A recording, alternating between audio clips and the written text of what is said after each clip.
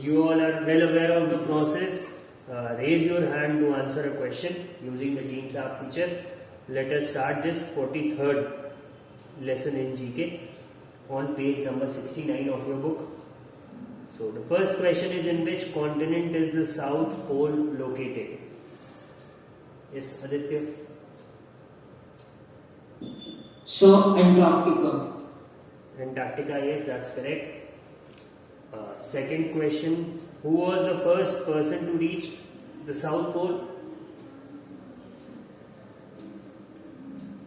कुछ लोग तो बस लास्ट पेज खोल के बैठ गए होंगे, डायरेक्ट वहीं से बोलना है भाई, ऐसे मत करना, you are killing the sport.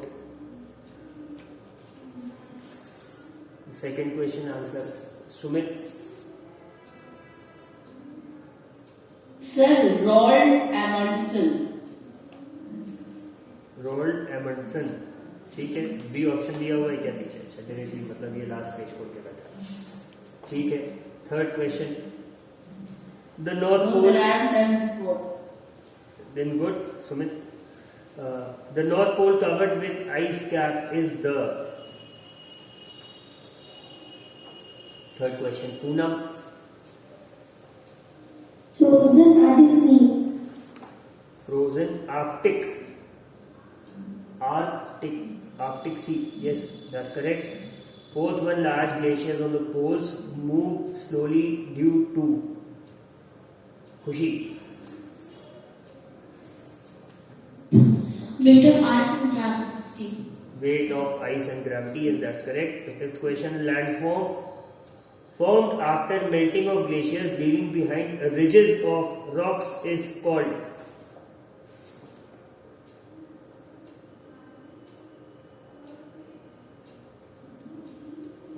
बस 4 ही लोग हैं, बाकी लोग कहाँ हैं? Aditi, angel, Anushka Singh.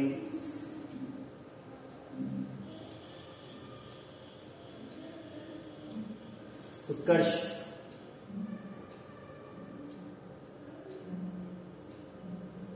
Yes, sir. What's the answer for the question? Fifth question.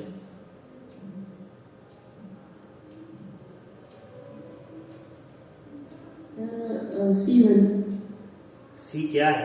Direct बेटा लास्ट पेज से आंसर नहीं बोलो, क्या है वो भी बताओ.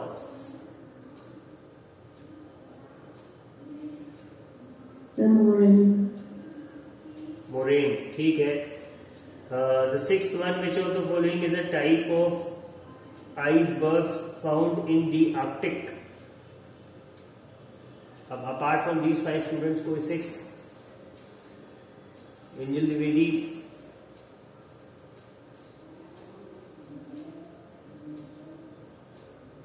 Anushka Tiwari, Arhan, aeolian,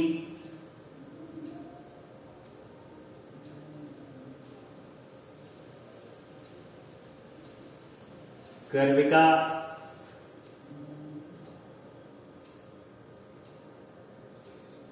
Amaya. नहीं भाई, नाम पुकारेंगे, ये मे है क्या टाइम में बोलना.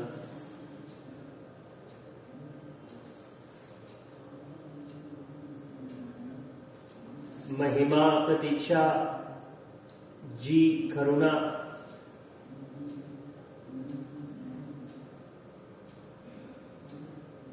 who was there? Rishu,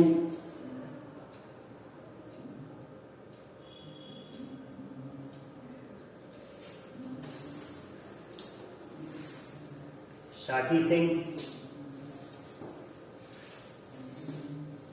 ठीक है. सिक्स्थ वाले का आंसर उत्कर्ष, तुम बताओ.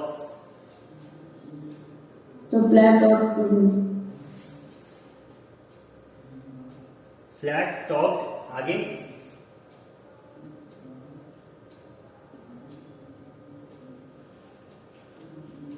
पढ़ दो ढंग से बेटा. It is flat topped tubular, ठीक है.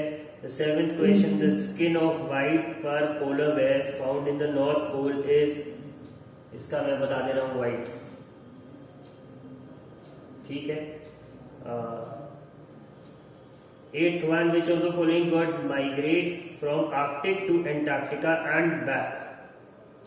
Aditya? So option C, Arctic Tern. Option C Arctic tern ठीक है. Ninth one, the highest point of Antarctica is खुशी.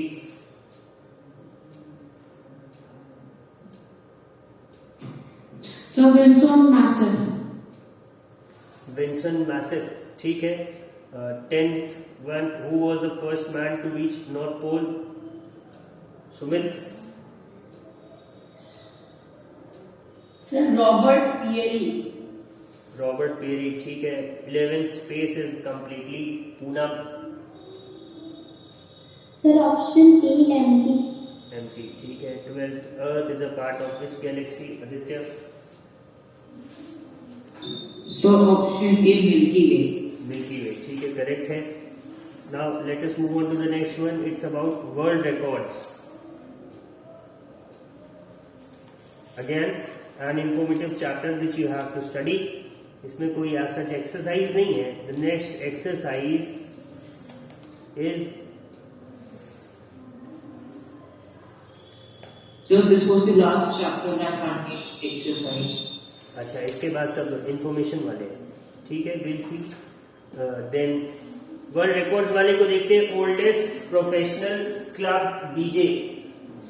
नाउ डीजे का फुल फॉर्म क्या होता है? Raise your hand to answer. Sumit? Sir, I don't know, sir. Lowered my hand. ठीक है. Poonam, net पे देखने की जरूरत नहीं है, you should know this. No. Okay. RJ का क्या होता है? It's radio jockey. And DJ का होता है डिस्क जॉकी. ठीक है. तो जो आप देखते हैं अक्सर किसी क्लब में एक कोई आदमी जो म्यूजिक प्ले कर रहा होता है, जो पागलों की तरह हाथ वाथ हिला रहा होता है, that is the DJ. Is not actually mad but he is vibing at the songs. Beats के साथ वाइब कर रहा होता है वो. सो यही बोल रहे हैं, उसी के बारे में इंफॉर्मेशन है. Leading a sort of a double life, Sumiko Iwamura aka DJ Sumi Rock now holds the Guinness World Records title for the oldest professional club DJ at 83 years and 118 days as of May 2018. तो अभी वो होगा 87 का कम से कम. 86 years old, running 87th, और अगर alive होगा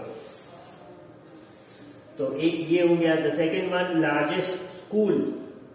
इसमें ये बेस करा इन्होंने एरिया पे नहीं, द नंबर ऑफ स्टूडेंट्स पे. So the largest school in terms of peoples is the city Montessori school in Lucknow.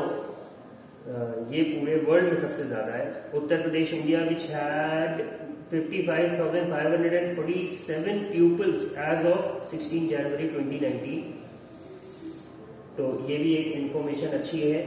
Largest collection of model cars. The largest collection of model cars is 37,777 unique items achieved by Nabil Karam, Lebanon. वहाँ के कोई शेख होंगे ये. and verified in Zouk, Lebanon on 9th June 2016. He has also set a record on 8th November 2018 for the largest collection of stamps featuring automobiles. When you have endless money, you can have these kind of hobbies. But unfortunately हम लोग ऐसे नहीं कर सकते. भगवान करे कि सबके पास इतना ही पैसा हो. Let us look at the next one. Oldest desert. The Namib desert spans 2000 kilometers. It is the oldest desert which has been arid or semi-arid for at least 80 million years. तो ये जो वर्ड arid है इसका क्या मतलब होता है? Aditya? So I think empty. Sentence से ही मीनिंग आप डायरेक्टली कंक्लूड कर सकते हैं. इसका मतलब होगा ड्राई या सूखा. ठीक है. डेजर्ट ऑब्वियसली ग्रीन नहीं होगा ना, वहां पे बहुत विंडी या स्टॉर्मी होगा. डेजर्ट ड्राई ही हो सकता है. ठीक है.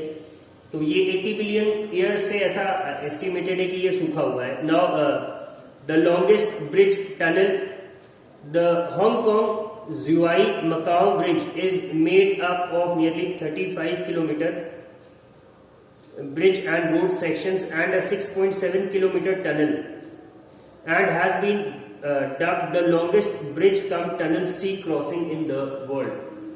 ठीक है, तो यहाँ कभी हांगकांग घूमने जाएंगे तो ये ऑब्वियसली वहाँ के टूरिस्ट अट्रैक्शन में होगा जब हमारी सिटी का एक छोटा सा 1 किलोमीटर का ब्रिज है जिसपे लगभग शहर के सारे लोग जाते हैं अपनी फोटो खिंचाने, तो ये तो बहुत बड़ा है। ठीक है, let us look at the next one. Largest collection of dragon ball memorabilia. ठीक है, memorabilia. The largest collection of dragon ball memorabilia consists of 10,098 items and was achieved by Hitoshi Uchida in Kita, Tokyo, Japan on 18th June 2019. Hitoshi has been collecting Dragon Ball memorabilia goods and has 2 dedicated collection rooms. Now Dragon Ball क्या है? ये एक Japanese cartoon है, बहुत ही famous है। इसके characters है Goku और वेजिटा, फ्रीजा, गोकू का बेटा गोहान, फिर master Roshi, and it's about Saiyans जो कि लगभग ह्यूमंस के जैसे हैं बट उनकी पावर बहुत ज्यादा है। तो they often keep fighting enemies from outer space और उनकी पावर बढ़ती है। तो जैसे Goku was a Saiyan but फिर उसने एक विलन था उसमें फ्रीजा, उससे फाइट करके वो सुपर सेयन बना। सुपर सेयन के बाद फिर एक सुपर सेयन 2 बना। फिर अभी लेटेस्ट जो इसका सीरीज चल रहा था उसमें ये सुपर सेयन ब्लू या फिर गॉड था। और लास्ट में एक इसी का पार्ट था टूर्नामेंट ऑफ पार जिसमें कि इसने अल्ट्रा इंस्टिंक्ट अचीव कर लिया था और उसमें बहुत पार थी। उसमें इसके बॉडी पार्ट्स जो है अपने खुद के विल पे चलते थे, दिमाग से नहीं चलता था, खुद रिस्पॉन्ड करते थे। हाथ अलग रिस्पॉन्ड कर रहा है, बॉडी अलग, which is again a very supreme state of par. तो ये एक हो गया उसी के बारे में। Now let us look at the next one. Largest comic book published, तो ये था 7 फीट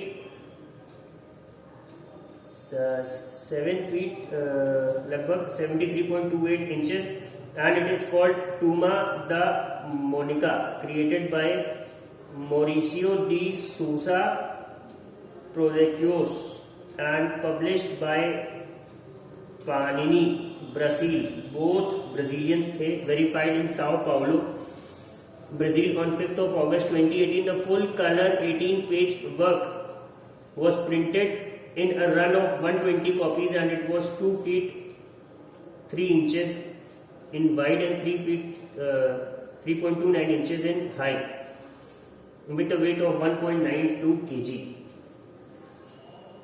तो ये हो गया। इसके बाद है लॉन्गेस्ट ग्लास बॉटम ब्रिज। इसके वीडियोस अक्सर हम देखते हैं, दिख जाएगा आपको फनी वीडियोस में। इसमें है क्या कि बीच में आप पहुंचोगे तो एक तो एकदम क्लियर ग्लास रहता है तो ऐसा लगता है आप हवा में चल रहे हैं, और नीचे देखोगे तो बहुत डर लगेगा क्योंकि ये बहुत ऊंचाई पे होता है। और कहीं कहीं पे लोगों ने इसे ऐसा सेट कर रखा है कि ऐसा लगेगा ग्लास क्रैक हो रहा है, तो इसमें जो भी इसके ऊपर चल रहा होता है उसकी जान निकल जाती है, एकदम लगता है कि now he is going to die. तो बहुत फनी वीडियोस इसके आपको मिल जाएंगे। Let us read about it. The longest glass bottom bridge is the 1601 feet Red Cliff Valley Glass Suspension Bridge opened in 2017 at the Hongyagu Scenic Area in Hebei Province, China. It has a deliberate swaying motion to add an extra fear factor to the 702 feet drop. Made from 1077 panels of 1.5-inch glass and supported by cables that weigh over 120 tons, the bridge is designed to take the weight of 2,000 people, although no more than 600 tourists are allowed to cross at any time. तो इसी के बारे में है, अक्सर आपको इसके videos मिल जाएंगे। So that's the end of this chapter 44 world records. अब इसके बाद एक अच्छा टॉपिक है एक्सेप्टिंग क्रिटिसिज्म। ये it's a wonderful topic to go for a discussion. नीचे एक पिक बनी हुई है शिव खेड़ा की, who is again a motivational speaker. आप लोग बस संदीप महेश्वरी को जानते होंगे, बट नहीं, उसके अलावा भी लोग थे जो मोटिवेशनल स्पीकिंग में है। ठीक है, तो आगे देखते। सबसे पहले तो बात होगी कि क्रिटिसिज्म है क्या। So Sumit, would you like to tell us about criticism?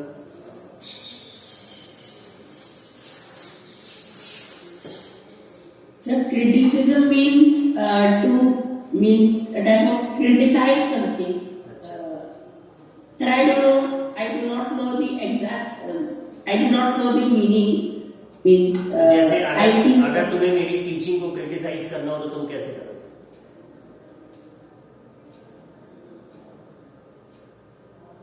So that something is you are teaching is wrong. If that something is you are teaching is wrong, so that means that I am criticizing your teaching. अच्छा ठीक है, खुशी would you like to add to this? So criticizing means to pointing out somebody's fault in their work. हाँ ठीक है, सही है. तो if you have to criticize my teaching तो फिर आप कैसे करोगे? I would point out the faults in your teaching, the way of teaching. अच्छा, तो बहुत एजुकेटेड आंसर है. फिर तो तुम लोगों को क्रिटिसिज्म आता ही नहीं. क्रिटिसिज्म ऐसे होता है कि जैसे उनको मैं क्या बकवास पढ़ा रहे हैं यार, एक तो आखिरी क्लास है, जीके तरफ से चार्ट रहे हैं, वही बुक में जो लिखा है उसको कौन ले रहे हैं, ना कोई इंटरेस्ट है ना कुछ है. इस तरह से जब आप किसी के काम की क्वालिटीज को पॉइंट आउट करते हो इन नेगेटिव सेंस तो उसे क्रिटिसिज्म कहते हैं. Now the name of the chapter is accepting criticism. तो अब suppose you work for 4 hours tirelessly, आपने एक पेंटिंग बनाई, ठीक है, और बहुत उम्मीद के साथ आप उसे किसी को दिखाने गए और उसने बोल दिया कि ये बहुत खराब बना. So what will you feel? You will feel angry. हो सकता हो आप सामने वाले को कर्स करो. कर्स करना मतलब हो गया कि कुछ बुरा बोलो, या फिर आपको अंदर से बहुत खराब लगे यार इसने मेरी पूरी मेहनत को खराब बोल दिया 1 सेकंड में, इसने अप्रिशिएट नहीं किया मैंने इतना एफर्ट डाल रखा था. तो ये एक बिहेवियर बहुत ही ऑब्वियस सा जो कि हम सभी लोग कर सकते हैं. अक्सर ऐसा होता होगा, you all must be observing this at your home, कि आपकी मम्मा ने कोई डिश कुक करी और when she asked your father कि कैसा बना है, एंड ही क्रिटिसाइजेज इट सेइंग थोड़ा नमक कम है, मिर्च ज्यादा है, टेस्ट नहीं आता. So what happens? Mamma obviously gets a little bit disturb और फिर she starts criticizing your father and probably his sister's cooking or his mother's cooking and the whole drama starts. तो criticism ही criticism आपके चारों ओर होता है, ठीक है. But why are we studying this chapter ultimately? इसका एम ये है कि criticism को हमेशा पॉजिटिव सेंस में लेना चाहिए, ठीक है. कि suppose if I tell you कि this painting that you just created after 4 hours of hard work could have been much better and might have been made in 2 hours. तुम्हारा बहुत एफर्ट बच जाता with a certain change in technique और बहुत ही vibrant और attractive painting बन सकती है. एंड तुम इस चीज को इग्नोर कर दो कि तुम्हारे 4 घंटे की मेहनत को एकदम सामने वाला खराब कह रहा है और उसके सजेशंस को अपने ड्राइंग में इनकलकेट करके कुछ और बेहतर अगली बार बनाओ कम समय, ठीक है. Bring improvements in your technique. तो ये क्रिटिसिज्म का पॉजिटिव सेंस है, ठीक है. Ultimately this is why criticism is there. एक दोहा है, सबने सुन रखा होगा, निंदक नियरे राखिए आंगन टूटी छवाए, बिन पानी साबुन बिना निर्मल करे सुधाए. कि हमेशा जो निंदक है, जो निंदा कर रहा है आपका, जो क्रिटिक है आपका, उसको आसपास रखना चाहिए. क्यों? क्योंकि वो आपकी हर बात में छोटी छोटी बातों पे भी गलती निकाल देगा. तो इससे आपको इरिटेट होने की जरूरत नहीं है. What you should do is कि आप अपनी हर एक छोटी से छोटी गलती को भी सुधार लो. And there will come a time when you will be flawless, you will be totally perfect. आपकी किसी भी चीज में कोई गलती निकाल ही नहीं पाए. Ultimately isn't that the aim of life? अगर लाइफ का एम आप देखेंगे तो अल्टीमेटली यही है टू बिकम फ्लॉलेस.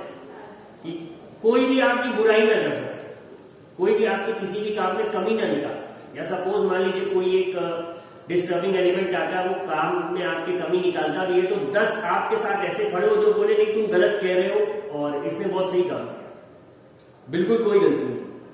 तो ये स्टेट आप अचीव कैसे करोगे? You will be able to achieve it only when you have a critic somewhere around you. कोई आपका निंदक आपके आसपास है और आप उसके निंदा को नेगेटिव सेंस में न लेके पॉजिटिव सेंस में लेते हो और अपनी चीजें आप सुधार लेते हो. You start improving at such a scale कि एक अल्टीमेट पोजीशन आ जाए कि आप अब कोई गलती ही नहीं. कोई भी गलती नहीं निकल सकती इसके कारण। लोग मतलब अंधा भरोसा कर ले आपके ऊपर, नहीं जैसे नाम सुना सपोज आदित्य का, तो आदित्य नहीं, उसने नहीं किया होगा, वो गलती कर ही नहीं सकता, I know he is perfect.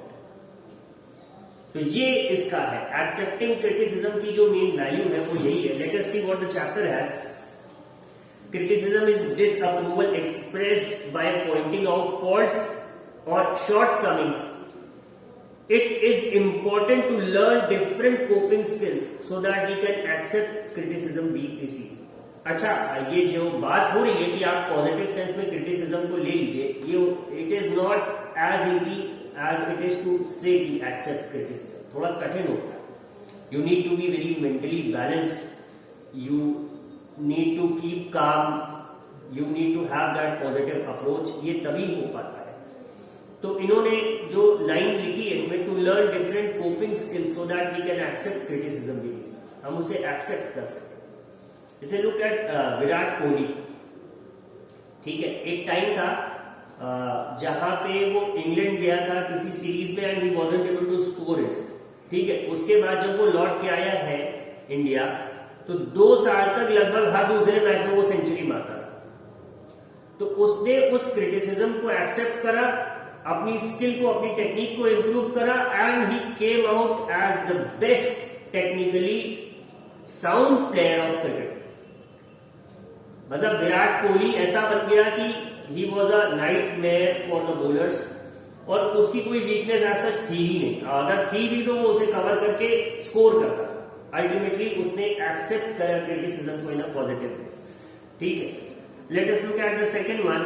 Many times we take criticism as a personal attack and sometimes we need to learn to step back from the words and look at the big picture. अब अक्सर classroom में ऐसा होता है कि suppose someone was teaching, उसने कुछ बोला, अब आपको भी डूड बनना था, आपने टीचर को एक बहुत स्मार्ट और sarcastic टोन में आंसर कर दिया, the teacher got angry.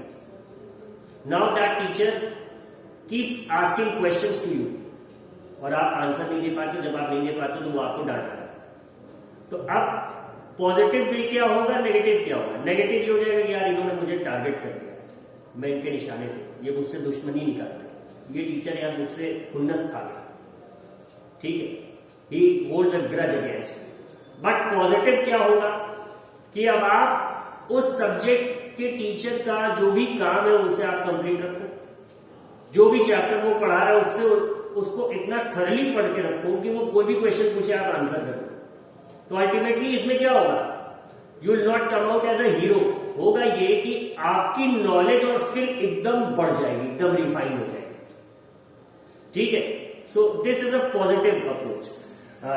Third stanza में कह रहे हैं, we need to stop thinking that criticism means we are bad people and look for the behaviours that this criticism is addressing. इसका मतलब ये नहीं, कभी कभी आदमी डिप्रेस हो जाता है, गुस्सा भी नहीं आता, उसको लगता है यार नहीं खराब हो क्या। Often we keep listening about students committing suicide, suicide note में रहता है कि पूरी दुनिया मुझे ही बोलती थी, सब मुझे ही डांटते रहते थे, ठीक है। तो इसमें सुसाइड कर लेना is the most negative response that you can give to criticism. Positive क्या होगा, ये समझो कि सब लोग अगर बोल रहे हैं तो हो सकता है कोई ना कोई कमी मेरे ही अंदर। Let me look at my habits and check कि यार कहाँ गलती होगी और उसे इंप्रूव करें। So that is the positive approach, ठीक है। It is all right to admit that criticism hurts our feelings because that is normal, but we need to move past the hurt feelings in order to learn from them.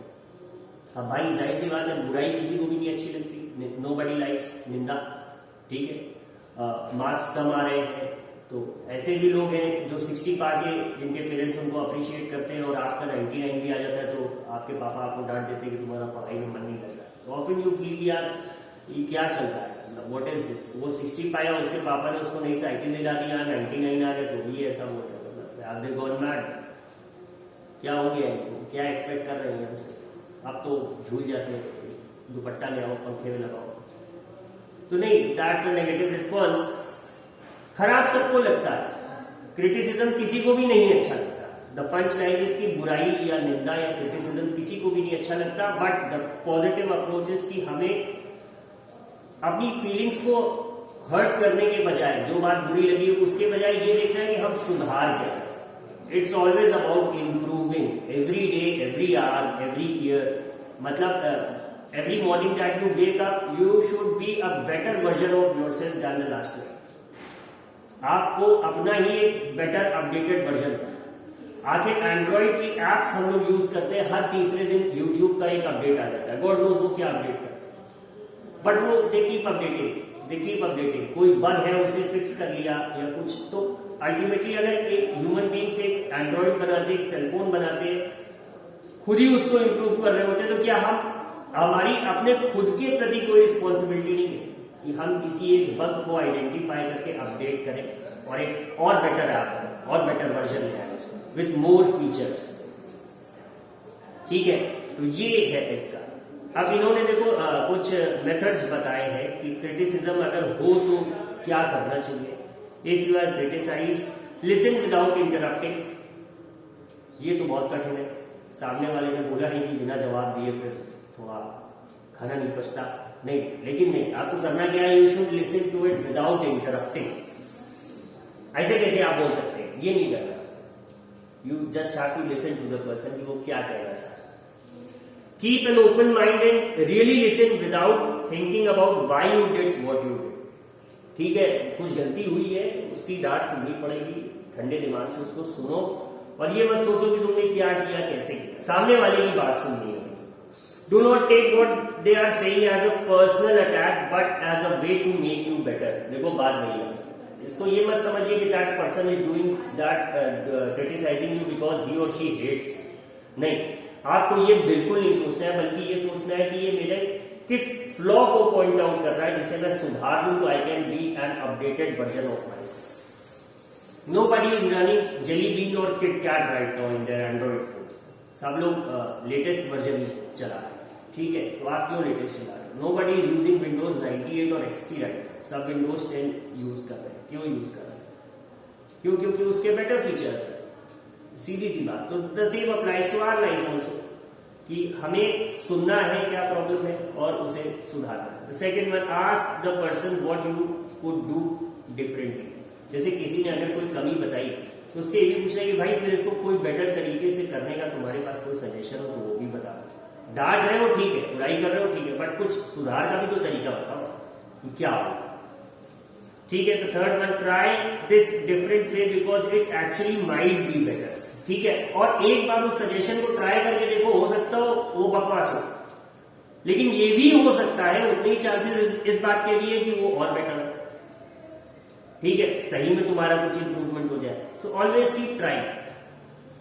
तो जैसा कि अब शिव खेरा जी की image के बगल में है, wise people prefer to benefit from constructive criticism rather than be ruined by false praise.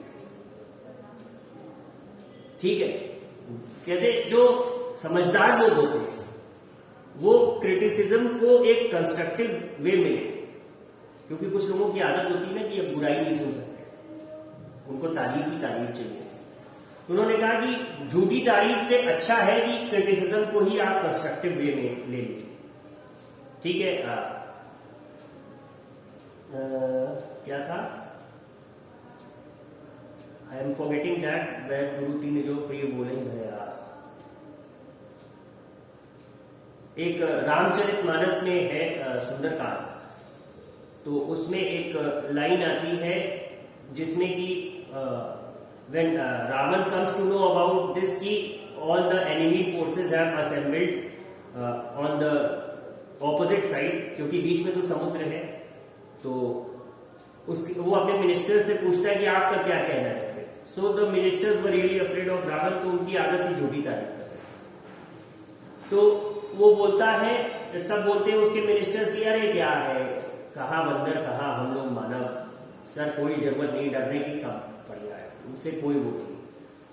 तो उसी में वो कहता है कि मतलब तुलसीदास जी ने कहा है कि वैद्य गुरु और एक और कोई था कि ये अगर भय से डर से झूठी तारीफ करने लगे तो फिर समझ लीजिए कि उस किंगडम का नाश हो जाएगा, मतलब that kingdom would be destroyed. So false praise से भागना चाहिए, क्रिटिसिज्म को कंस्ट्रक्टिव वे में लेके अपने आप को इम्प्रूव करना चाहिए। So that is it, we'll be stopping here today.